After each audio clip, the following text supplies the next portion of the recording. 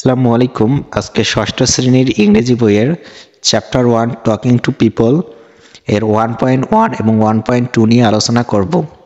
তো চ্যাপ্টার 1 ষষ্ঠ শ্রেণীর ইংরেজি বইয়ের চ্যাপ্টার 1 প্রথম চ্যাপ্টারে বলা হয়েছে টকিং টু পিপল, মানুষের সাথে কথা বলা। ইউনিটটির নাম হচ্ছে টকিং টু পিপল। এখন আমরা দেখি 1.1 এ আমাদেরকে কি করতে হবে। এখানে 1.1 এ আমাদেরকে বলেছে ask and answer the following questions with your friend.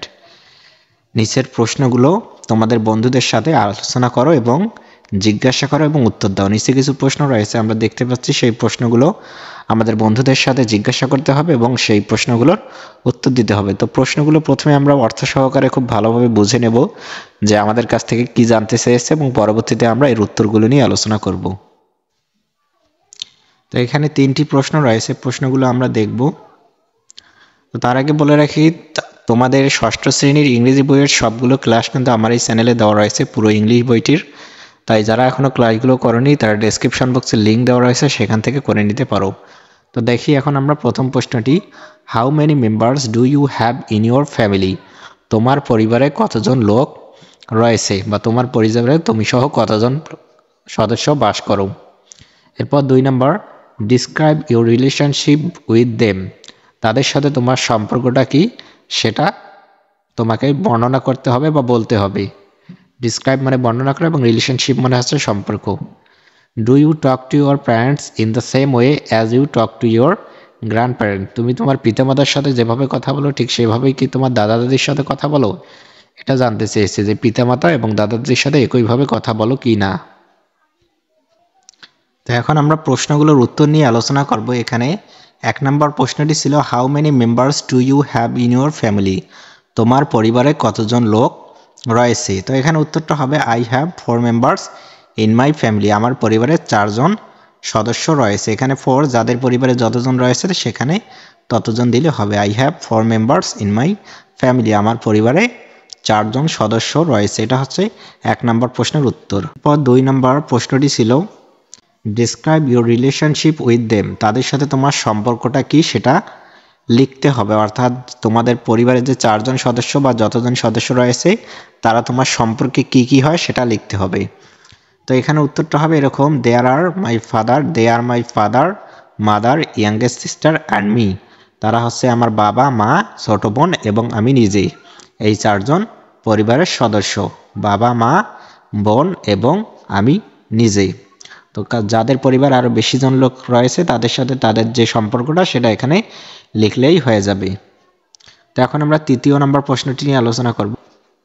তো এরপর 3 নম্বর প্রশ্নটি হচ্ছে, do you talk to your parents in the same way as you talk to your grandparents? তুমি তোমার পিতামাতার সাথে যেভাবে কথা বলো ঠিক সেভাবেই কি তুমি তোমার দাদা দাদির সাথে কথা বলো? তো এটার উত্তর হবে এরকম, yes I talk to both of them in the same way. হ্যাঁ, আমি উভয়ের সাথেই একইভাবে কথা বলি। দে are my close, very close. তারা আমার খুবই কাছের। যেহেতু তারা আমার খুব কাছেই সেহেতু তাদের সাথে আমি একইভাবে কথা বলি। Yes I talk to both of them in same way. আমি উভয়ের সাথে একইভাবে কথা বলি। ইন দ্য সেম, এখানে দা হবে, ইন দ্য সেম ওয়ে, একইভাবে কথা বলি। সেম ওয়ে মানে একই উপায়ে বা একইভাবে। তো এটা হচ্ছে 1.1 এর অ্যান্সার। আশা করি তোমরা বুঝতে পেরেছো কিনা সেটা অবশ্যই কমেন্টে জানিয়ে দাও। এখন আমরা 1.2 নিয়ে আমরা দেখি আমাদেরকে 1.2তে কি করতে বলা হয়েছে। তো 1.2তে এখানে বলা হয়েছে, look at the picture below. নিচের ছবিটি দেখো। নিচে একটি ছবি দেওয়া রয়েছে, বিলো মানে হচ্ছে নিচে। নিচের একটি আমরা ছবি দেখতে পাচ্ছি, সেই ছবিটি then ask and answer the following questions in pairs. এরপর আমাদেরকে নিচে কিছু প্রশ্ন রয়েছে, সেই প্রশ্নগুলোর উত্তর দিতে হবে জোড়ায়, অর্থাৎ আমাদের বন্ধুদের সাথে নিয়ে তাই সেই প্রশ্নগুলোর উত্তর দিতে হবে। তো আমরা ছবিটি একবার দেখে নেই।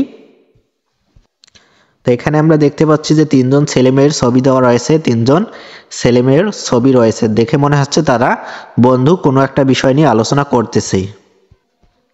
তো এই ছবিটি দেখার পর আমাদেরকে 3টি প্রশ্ন দিয়েছে, সেই 3টি প্রশ্নের উত্তর আমাদেরকে দিতে হবে।